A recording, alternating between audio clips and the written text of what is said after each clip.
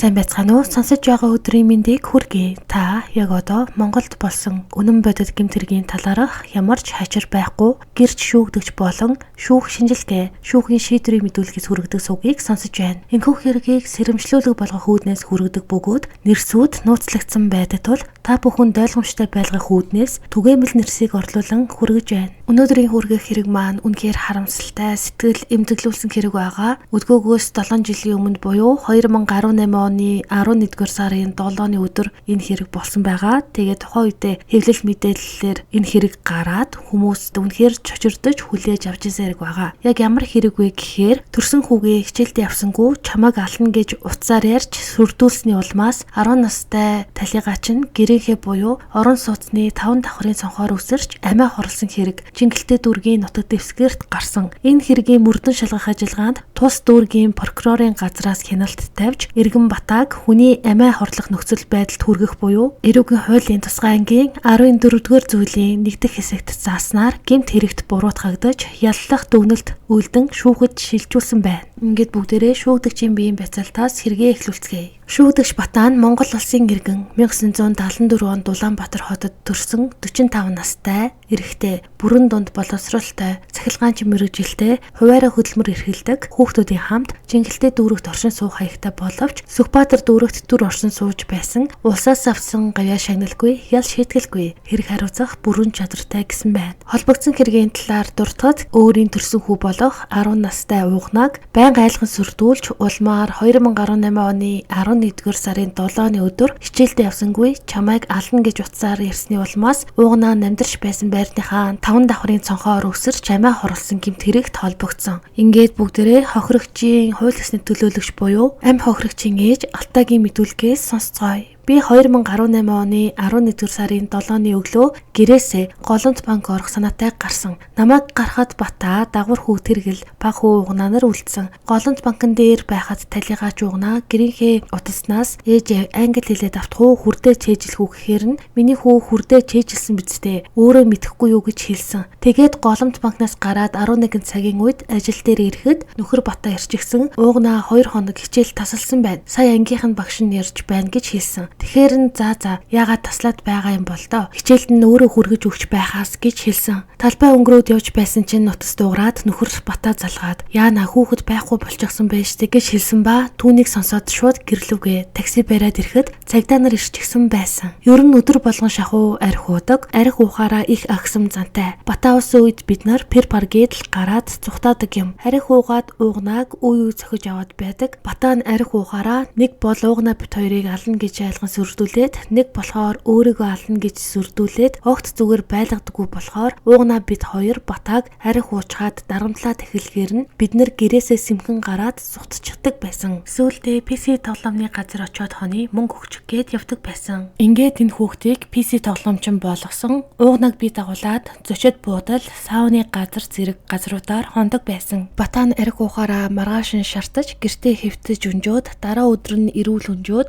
оройд нь арх уугаад бид нарыг дарамтлаад эхэлдэг учраас 2 хоноод л бид нар гадуур хондог байсан болохоор хэцүү байсан. Уугнаа аваасаа маш их хайдаг байсан. Талигаачийг баг байхаас эхлээд арх уух бүртээ зоцоор байгаад их амь хай болгочихсон байсан. Бүр хүүхнээс болтол гэмтэл учиртал нь зодохгүй ч гэсэн жаахан зодоход л 10 настай хүүхэд их сүрдэж хайдаг байсан гэх мэдүүлгийг өгсөн байна. Амь хохирогчийн ээж нь хүү мэдүүлэг өгсөн бөгөөд одоо харин байрны оршин суугчид болон амь хохирогчийн эргэн тойронд байсан хүмүүсийн мэдүүлгээс сонсцгоё. Гэр читгэлийн мэдүүлгээс эхнэр нөхөр хоёр хаяа хоорондоо чанга дуугаар хэрэлдэж байгаа нь сонсогддог. Хаяа нөхөр нь сохтуу ирэхээр нь эхнэр нь гэртээ оролдохгүй юм шиг байна лээ. Нэг удаа хаалгаа цөм өшүүлсэн байсан гэх мэдүүлэг. Мөн гэрч цацралын мэдүүлэгт 2018 оны 11-р сарын 6-ны орой 17 цаг 30 минутын үед би гаднаас ирээд лифтэнд суух үед талигач уунаа минь тус асуучгаад ээж ирээгүй байна гэд гарч явсан. Тухайн үед ганцаараа явж байсан гэх мэдүүлгийг өгчээ. Гэрч сансрын мэдүүлгээс би уг байранд 2009 онд нүүж ирсэн ба тэр үед манай дээд давхрын айл нүүж ирж байсан. Тухайн айлын хүмүүсийг зүс танин 2-3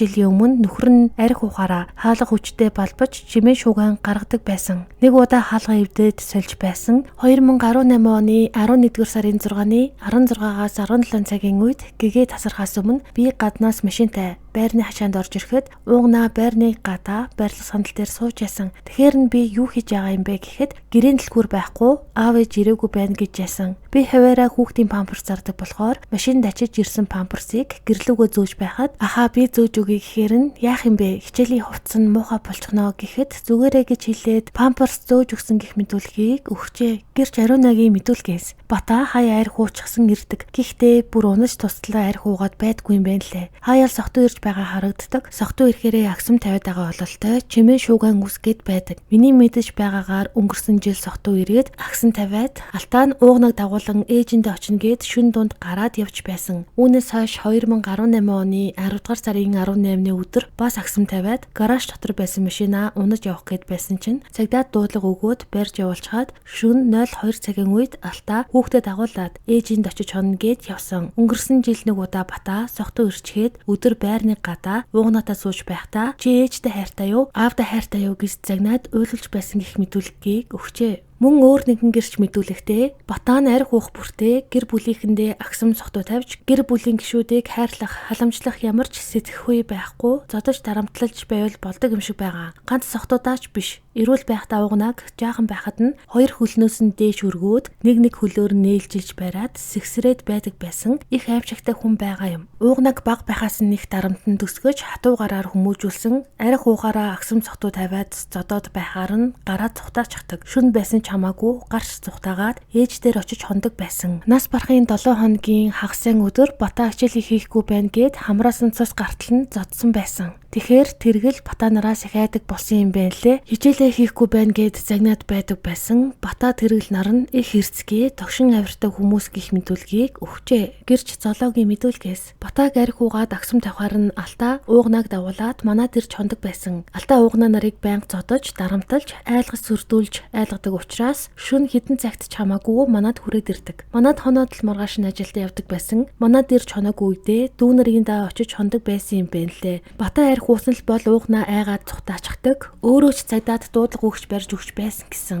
Уугнаг багаас нь дарамталж өсгсөн болохоор байнга л айдастай байдаг байсан гэж эргэн тойрны бүхий л хүмүүс нь энэхүү балмад үйлдэлийг нь гэрчлэн мэдүүлсэн байна. Тухайн өдөр нь ангийнхан багш нь шүүгдэж Бата руу залгаад танаа хүүхэд 2 өдөр хичээлдээ ирээгүй яагаад ирээгүй юм бол гэж асуухад нь Бата нь манай хүүхэд хичээлдээ явж байгаа шүү дээ гэхээр нь ирээгүй байгаа шүү гэд ангийнхан багш нь хэлээд аавтай нуцаар ирсэн байна. Тэгээд ангийнхан багштай ярьж дуусан гутаа Бата нь хүүхэд рүүгээ тэр дор нь эргүүлээд залгаад чи яагаад 2 өдөр хичээлээ тасалсан юм бэ? Багш чинь чамайг 2 өдөр хичээлээ тасалсан гэж байна гэхэд хүүхэд айсанд болоод би хичээлдээ явсан штэ гэд аавтай хэлсэн байна. Тэгэхээр нь аав нь эргүүлээд тэгээд багш нь худлаа яриад байгаа юм уу? Чи худлаа яриад байгаа юм уу? Битгий маяглаад байгаарай. Хичээлдээ яв. Ална шүү гэж хэлээд уцаа тасалсан байна. Үүний дараагаар хүүгийн сэтгэл санаанд нөлөөлж айж чочирсондоо өөрийн гар утас дээрээ ээжтэй бичлэгийн үлдээгээд цонхоороо үсэрсэн гэж хэвлэл мэдээлэл сайтуудаар гарчээ. Ингээд 2018 оны 11 сарын 22-нд талигачийн биед задлан шинжилгээ хийсэн байна. Энэхүү задлан шинжилгээний дүгнэлтээс та бүхэнд танилцуулахад